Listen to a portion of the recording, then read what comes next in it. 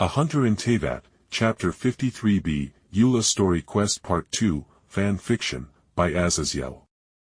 You promised this morning, remember? You both promised you wouldn't abandon me, and I am begging you to take me with you.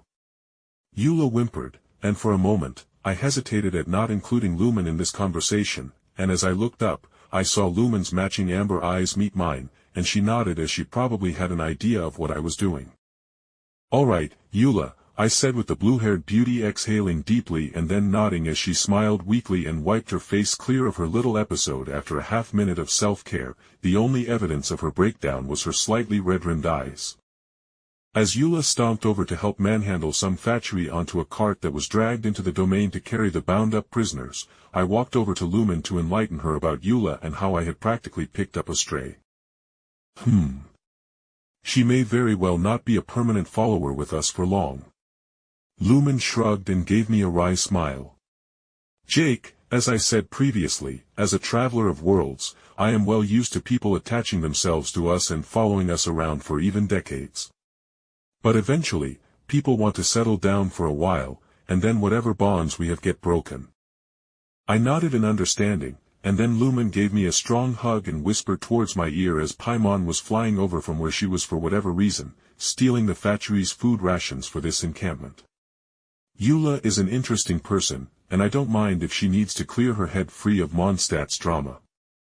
With that blessing, Lumine separated from me and smiled at me before her smile froze, and she dashed over to Paimon as she stretched her arms to catch the towering pile of produce and rations Paimon's stubby arms couldn't hold.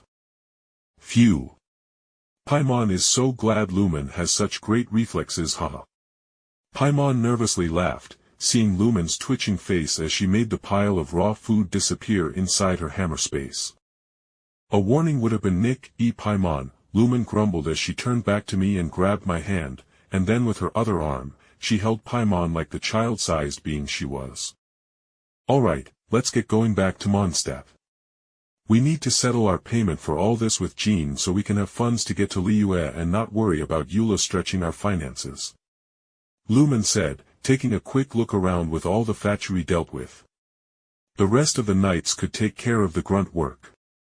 Alright, let's get going, I muttered before I looked over to Eula, who was herself finishing up her duties. Eula! Let's get going to speak with Jean. I called out, and the Spendthrift knight nodded gracefully as she handed over a couple documents to another knight, and with a small blush, she linked arms with me, taking my arm between her full breasts as we left the domain in the direction of Mondstadt. Hey, if you like this and want daily uploads and to read early chapters, please drop a tip in my Ko-Fi https://ko-fi.com/Azazyel22926 or https://www.patreon.com/Azazyel and your precious energy stones. It keeps me working on it. My commission rate is $15 per 1,000 words. Azazyel. Please, like and subscribe to our channel.